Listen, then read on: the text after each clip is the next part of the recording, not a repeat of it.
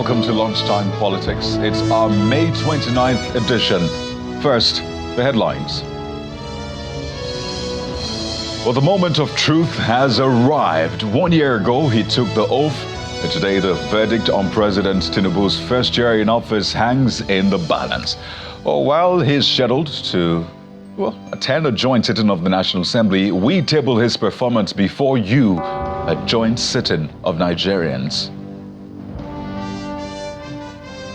And Kano, emirate embroiled in what has been described as a royal rift as competing court orders fuel confusion over who is the rightful claimant to the coveted throne. Which way will the winds of justice blow in this battle for traditional supremacy? We find out. An NBA sounds alarm over what it describes as reckless court orders, which it says is tarnishing the legal profession's image. Vows to probe and punish errant lawyers as the very fabric of justice hangs in a balance. Add to that, the Chief Justice of Nigeria is summoning the Chief Judge of a Federal High Court and the Chief Judge of Kano State High Court.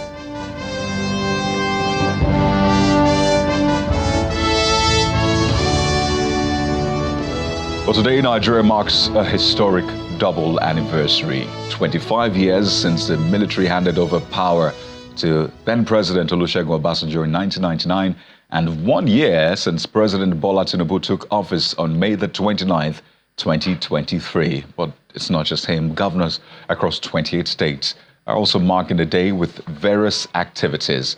Well, initially, the presidency announced a low-key celebration with ministers presenting their scorecards from the past year. Additionally, President Tinubu was slated to deliver a State of the Nation address to a joint session of the National Assembly in Abuja. However, in a sudden twist, the president's special advisor on media and publicity, Ajurin Kilale, revealed that the address to the National Assembly was not authorized, and this has left many wondering what is next for this significant day. We're live at the National Assembly, where the president is still scheduled to make an appearance, and we'll bring to you definitely whatever plays out there. You see live images from the National Assembly where there's a joint sitting, and it's expected that President Bwala Tinubu will be there. But whether or not he'll make a speech is what we wait to see.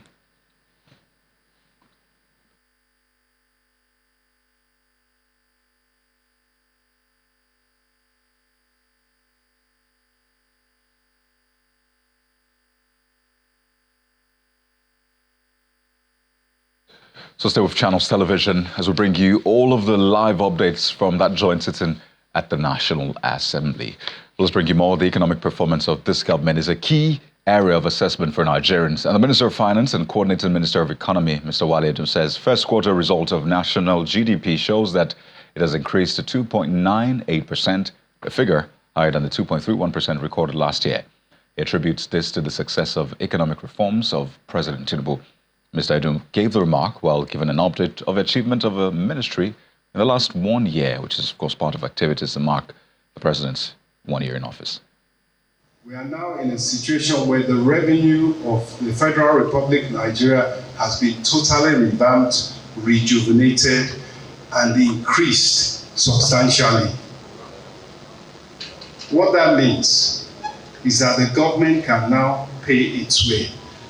The government is paying its debt service without resort to ways and means, particularly international debt service. The obligations domestically are being paid. So that's the Minister of Finance speaking particularly to GDP figures. But let's bring you a bigger picture, really, on a review of the president's 1 year in office. We're joined by the chief spokesman of Obidati organization, Dr. Yinusa Tanko. He joins us virtually on the program this afternoon. You're welcome to the program, Dr. Tanko. Thank you very much for having me. Well, let's start right off with the Minister of Finance statement about the GDP seeing an improvement. What do you make of the government rating itself, particularly in that area? GDP figures increasing 2.98%. Is that what you see and feel as well, as a Nigerian on the one hand, and as a member of a Labour Party? Well, it is amazing sometimes while we try to polarize a black color as a white.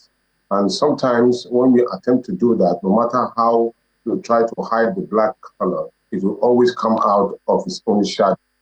The Yorubas usually say that it is Yinusa, and no matter how you try to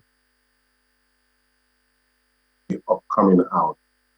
Permit me to use my Yoruba language. Coyote, the truth about it is that this particular government, ab initio, had the problem of legitimacy.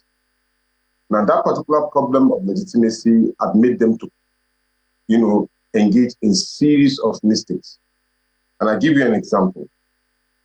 It was on record at the previous regime of General Muhammad Buhari, President Muhammad Buhari that he preferred to be called, actually removed the issue of subsidy from the budget. So instead of this particular government to state the fact to the people and let them understand this particular scenario, they claimed that they have removed subsidy. And that was the beginning of their problem. When they had the issue of legitimacy, they are not playing to the gallery, trying to get the views of the people and probably falling into their own side. Unfortunately, that situation boomeranged. And it boomeranged in a very negative way. Already as at that time, Nigerians were wallowing in very high level of poverty. But what this particular government did by that making that particular announcement, doubled down on that particular issue of poverty, disdain, disregard, lack of affection, lack of care for the people. I was listening to the minister talking about that they are paying debts through ways and means, or out of ways and means, or whatever that means.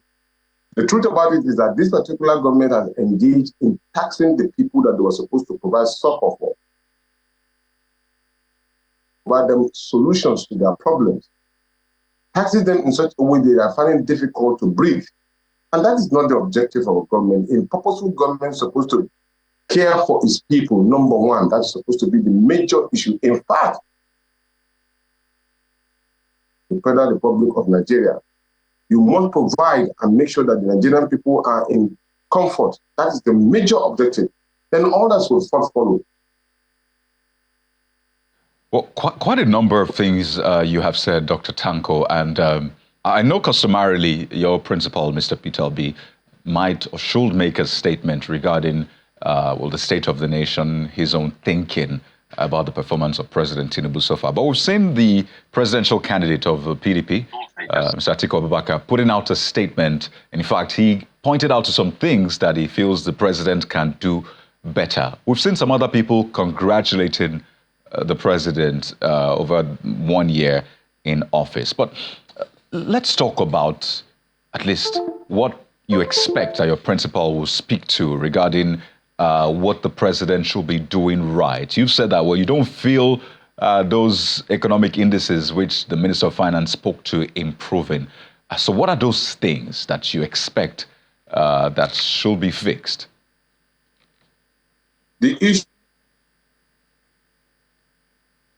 issue of health, the issue of providing pipeline water, the issue of power supply, all of these, and the issue of security, they are key indices that will give an economic growth. Let me explain. How can you be thinking about spending so much money for a program or a project that cannot have a positive effect, or at least let's just say immediate effect on the Nigerian for some weeks now? And that's about 3 trillions of naira.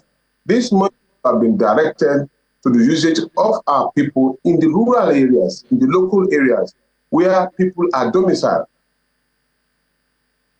Of the issue of insecurity, because once the people are comfortable, or at least they have something they can leverage on that can help their economic survival, it helps in taking care of social malfeasance that will lead to issue of insecurity. But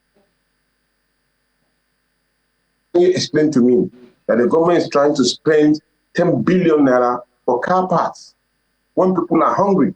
It doesn't happen. That my principal will speak to and will even lay his foundation as regard to how to solve some of these particular problems, just like a free consultant, particular exporting of our crude oil. It's laughable. These are things that the government could do to show headlong that we are interested in solving the problems of the country. Yes, what they tell you is that expect that we are going to, Port Harcourt refinery is going to start working so time, Kaduna refinery is going to start working so time, or this refinery is under work and all. No, Nigerians don't want to hear promises put on ground. And it is only when you do that that the Nigerian people will feel the impact. It's not rocket science, Kano. We just need little things that can affect. Definitely, we prefer to go on propaganda and telling of lack of communication, which is very key. This government has a problem of communication. Even this morning, we are not so sure that whether the president will go to address the nation or the joint session or tomorrow. That is not good. That shows that there is no well-coordinated and then what I mean by articulated position of policies and statements of the government. And that is not good for the government. Well, let me bring our audience breaking news now, Dr. Tanko. We understand that members of the Senate have joined the House for that joint sitting of the National Assembly. And the president of the Senate says that there will be no address by the chamber, or rather by the president, even though he will be in the chamber shortly, right? He adds that the president will be witnessing the singing of the old national anthem for the first time, while both the session, or rather both sessions, yes, will be singing the national anthem for the first time. And he says that the session, yes, they have passed the bills. That's the Senate and the House of Representatives. They've both passed the bill, but it has not been signed. Rather, it was signed, this morning by the president. Let me just take that again. The president of the Senate says that they'll be singing the old national anthem for the first time. The bill to revert to the old national anthem was signed this morning by the president. So that's the breaking news. That bill to revert to the old national anthem has been signed by the president. So it's official now. Nigeria has a new old national anthem. And maybe I should just get your reactions to that, Dr. Tanko. What's playing out at the National Assembly? The president had been billed to give a speech, but that is not happening anymore. But it looks like the bigger story is the fact that we have a new national anthem, and it's the old one. Well, you see, for me, it's nothing about the national anthem. It's actually acting and obeying and performing according to the national anthem. The old national anthem, fantastic, well researched and well choreographed. Even the new one or the old one that we are trying to jettison, it has its own values. And looking at the second stanza of the national anthem, it challenges the Nigeria. O God of creation, direct our noble course, guide our leaders right. You know, the rhythm of that particular national anthem tells you that it is a pleading one for the interest of the Nigerian people and saying that, look, we must do something right. In lofty height attain, to build a nation where peace and justice shall reign. All of these are messages that should resonate with the heart of the Nigerian people. But the question is that, does our leaders act those particular words from the national anthem? Obviously, no.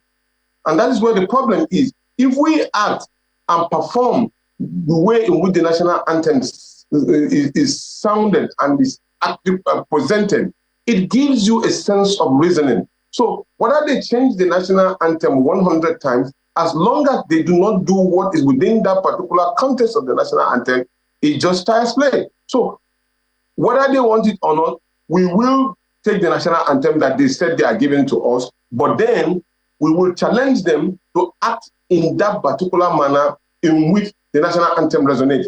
That, for me, is the most important thing. Well, Dr. Yinusa Tanko, you have made very vital points. I would like to thank you so much for your time. We'll be speaking with the chief spokesman of Obidati organization, Dr. Yinusa Tanko. Thank you once again for your time. God bless Nigeria. Well, man, just to bring you that breaking news yet again, the bill to revert to the old anthem has been signed by the president, and it will be sang for the very first time during the joint sitting at the National Assembly, which is scheduled to take place any moment from now. So that's breaking news coming in from the National Assembly. Nigeria has a new national anthem, it would seem. But we'll bring you another side to this review of President Bwala Tinubu's 1 year in office. But let's bring you an update on the situation in Kano, where the battle for the leadership of the emirates in the state is now taking on another dimension, absolutely. But this time at the courts, with the granting of conflicting orders by two separate courts. While the Federal High Court granted an order restraining the Inspector General of Police and the DSS from arresting Alhaji Aminu Adobayero, two conflicting orders were granted on whether Muhammad Sanusi II should remain in the Emir's palace.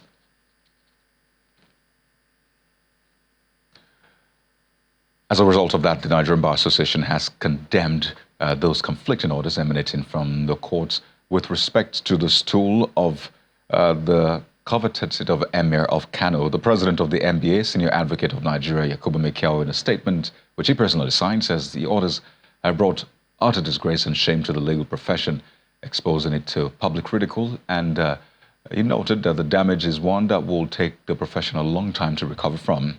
He's calling on the respective heads of the courts of the judges concerned to take immediate steps to look into their conduct with a view to finding any possible abuse of their judicial offices and to file a report with the National Judicial Council for necessary action.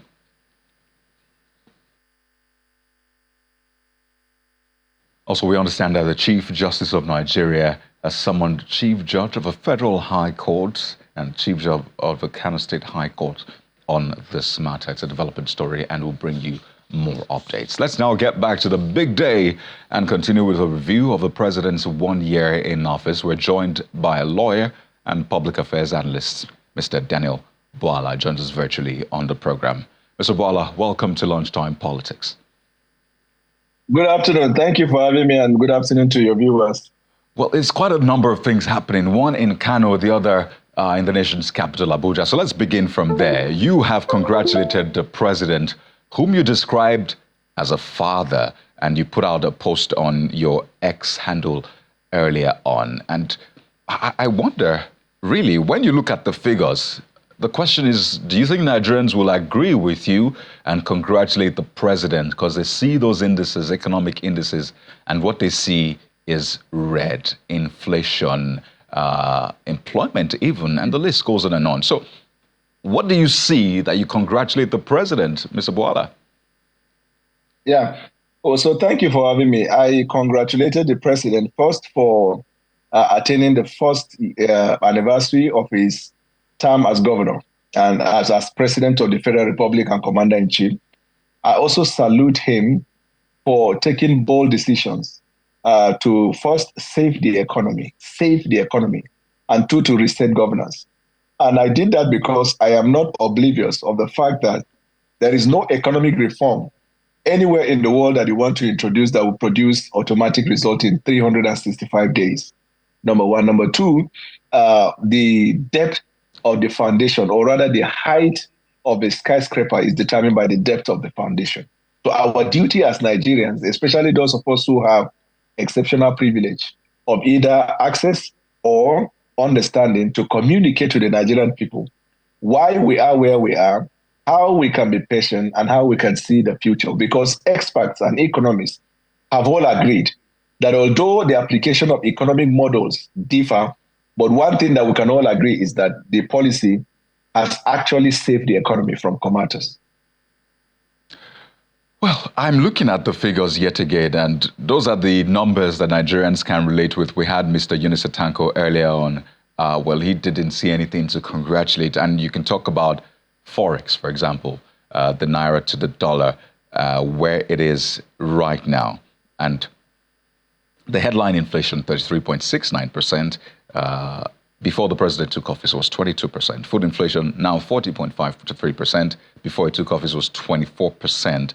You see the interest rate, that's at 26% now. It used to be 18%. So across board, we've seen increase. Even the foreign reserves dropped.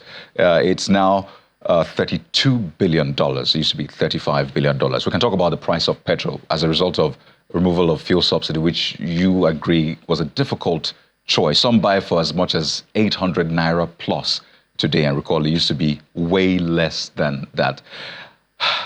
Mr. Bwala, I don't know if you expect the president to maybe give a speech. It's now been said that he's not going to give a speech, but Nigerians want to hear from him. What kind of decision, if he will not say anything, what kind of decision would you expect from him to at least sort of maybe show that he understands what Nigerians are going through and he's taking decisive actions to ameliorate the situation? From when he took the oath of office, I am sure that the president has spoken to Nigerians with respect to that not less than 20 times, in which he made it clear to the Nigerian people that he asked for the job and he knows decisions are difficult, Nigerian people are suffering. He's not in denial, but that all we need is a little patience because what we are laying is foundation for a better future. So nobody is actually is in denial of the fact that people are suffering, all right? And number two, anybody who has an understanding of economics and the dynamics of economics know that if you are laying a foundation for a better future, certainly we won't see the result within a short time. I think what the president has been communicating and has been doing night and day is taking decisions and measures of government to introduce interventions to be able to take care of to ameliorate the hardship of the people. So, for example, the policy of the decision has created an increased revenue to the state.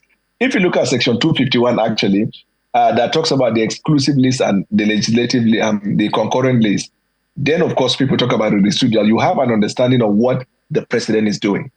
The president is taking care of matters that are within the precincts of the exclusive list, such as monetary policy, economy, finance, defense, security, and all of that. But if you look at the other aspect of agriculture, economy, agriculture, education, and the rest, they are under the concurrent, means that they are under the partnership and collaboration of the federal government and the federating units. So if we talk, especially those who have the patience to listen and they understand this dynamic, they will know that when it comes to matters that affect the people very dearly, such as education, feeding, and all of these areas that are within the concurrent, we will then add up our voice to also urge the governors to do more, because the governors, arguably, after these policies were introduced, experience what we call increased revenue. There is no state in Nigeria as of today that will say they are in, what is this term that they were used before, that is, the states were bankrupt. These aren't bankrupt. Assuming, for example, with respect to agriculture, with respect to education and matters of primary health care, the governors of Nigeria are taking care of those things, including transportation. The pressure will be placed on the federal government. So President Bwala Tinubu, as a person, hardly talks about the responsibility of governors because he believes that he's engaging with them. There's no fractured relationship. But some of us who know these things, it is also important that we bring this perspective to Nigerians that the growth is collective. That is even the part of citizenship engagement, where if policies are introduced, also play your part in ensuring that it works. All of us are suffering. Even the president is not in comfort as regarding the fact of what is happening, because he also wants to come to a point where the citizens will praise him, will thank him. But you see, where you have an opposition in an administration that also do not want to discuss issues, but they want to leverage on optics and clickbait, they will deny what already themselves say they will do. There's which of the opposition party that never said they were going to remove fuel subsidy, remove the multiple exchange rate, all of these things. If you ask them, for example, assuming you are to be in power and you remove it, is it likely that within the next 5 days or so, Nigeria will be in good economy? They will tell you no. So, and let me say this, Mr. Kayode, it is like the case of a father. You go, there is hunger in the house. You are not able to provide the food enough for your children. When you come back, they don't want to listen to explanation. They want to eat. That's the situation that Nigerian people are experiencing. So that's why we don't want to be on the offensive to say, are you the only person? No, all of us are in it together. It's a decision that is made. Whether you're in US, UK, or any part of the world where you're bringing reform. I just came back from England 2 days ago. Only last week, United Kingdom came out of recession. Do you know what Rishi Sunak was doing throughout this period they were in recession? He was... Oh dear. I see that we momentarily lost connection with Mr. Daniel Bwala. Sometimes it happens with the virtual platforms, but we'll try to reconnect with Mr. Bwala. He was just speaking about the situation in the United Kingdom, sort of comparing it to Nigeria. We understand the UK is going to election soon, but Nigeria won't be doing that up until 3 years' time. But let's bring you yet again a developing story coming from the National Assembly. We understand that the members of the Senate have joined the House, and the Senate President says there will be no address by the President, even though he will be in the chamber shortly. And the President of the Senate also adds that the President will be witnessing the singing of the old national anthem for the first time. And that's as a result of the fact that the President signed the bill to revert to the old national anthem earlier today, this morning, in fact. So that's breaking news coming in. President Bwala Tinubu has signed the bill reverting to the old national anthem. So again, Nigeria has changed its national anthem. The old national anthem was last sung in the late 70s before it was changed to the one we're using now, which we've been singing for over 40 years. So now it looks like Nigeria has come full circle on this one. Stay with Channels Television as we bring you all of the live updates from the National Assembly, where there's a joint sitting now. We understand that the President has since left the villa on his way to the National Assembly. So we're here for you to give you the very live updates. Well, I understand we have Mr. Bwala back. We lost you momentarily there, Mr. Bwala.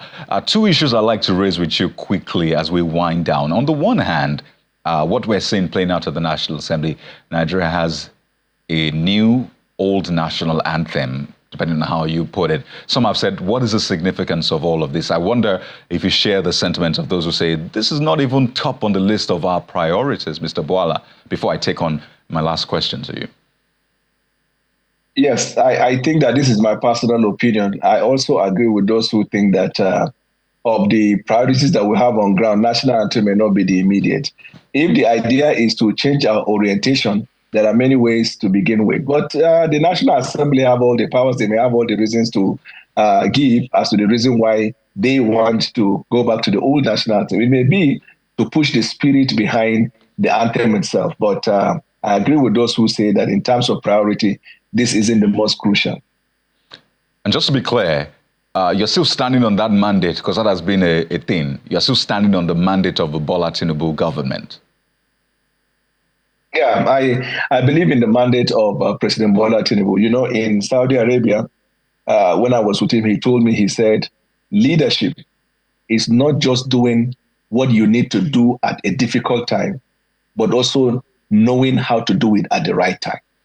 And this is perfectly what informs the decision of the president to take this decision he has taken. The mandate of the president is to renew the hope of the Nigerian people on this country and bring about the allegiance that the Nigerian people will have to the republic and to the flag when the nation itself is able to bring the deliverables to the Nigerian people. He wants us to go back to the days when the Nigerian people's spirit were up because we had a robust economy, of industries all over the place. So I believe in the mandate of the president. And I know that it's a matter of, by next year, when he starts his second term, we will begin to see the fruit of some of these decisions that he's taking.